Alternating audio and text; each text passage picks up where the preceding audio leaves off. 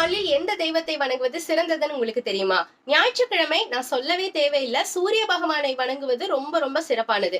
திங்கட்கிழமை சந்திர பகவானுக்கு உகந்த நாள். சந்திர பகவான பிறை நிலாவாக தன்னுடைய தலையில் தாங்கிய சிவபெருமானுக்கு ரொம்ப ரொம்ப உகந்தது சோமவாரம்னு சொல்லப்படுற திங்கட்கிழமை. செவ்வாய்க்கிழமை செவ்வாய் கிரகத்தினுடைய தாக்கம் அதிகமாக இருக்கும். அதுல இருந்து பாதுகாப்பு அளிக்கும் விதமாக முருக பகவானையோ இல்ல ஆஞ்சநேயரையோ வணங்குவது ரொம்ப ரொம்ப சிறப்பானது. புதன்கிழமை புதன் பகவானுடைய தாக்கம் அதிகமாக இருக்கும். புதன் பகவான் புத்தி கூர்மையை குறிக்கக்கூடியவர். இருக்கிற அவதாரங்கள்லயே கிருஷ்ண பகவான் தான் அதிகமான புத்தி கூர்மை வாய்ந்தவராக சொல்லப்படுறாரு. இதனால புதன்கிழமையில விஷ்ணு பகவான கிருஷ்ணராகவோ நரசிம்மராகவோ ராமராகவோ விஷ்ணு பகவானின் அவதாரங்களாக வணங்குவது ரொம்ப ரொம்ப விசேஷமானது. வியாழக்கிழமை குரு பகவானுடைய ஆதிக்கம் அதிகமா இருக்கக்கூடிய நாள்.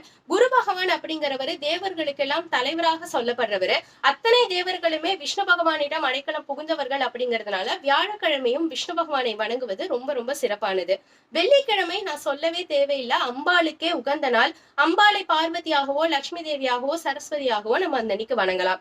சனிக்கிழமை சனீஸ்வரரை வணங்குறதுக்குனே உகந்த நாள். நம்ம வாழ்க்கையில செஞ்ச எல்லா கெட்ட காரியங்களையும் கர்மங்களையும் கணக்கு போட்டு கழிக்கக்கூடியவர் சனீஸ்வர பகவான். அந்த அன்னைக்கு சனீஸ்வர பகவானை வணங்குவது மூலமா கர்மாவினால் வரக்கூடிய கெட்டவைகள்ல இருந்து நம்மளால தப்பிக்க முடியும். நீங்க எந்த கடவுளை அதிகமாக வணங்குவீங்க? மறக்காம கமெண்ட் செக்ஷன்ல சொல்லுங்க.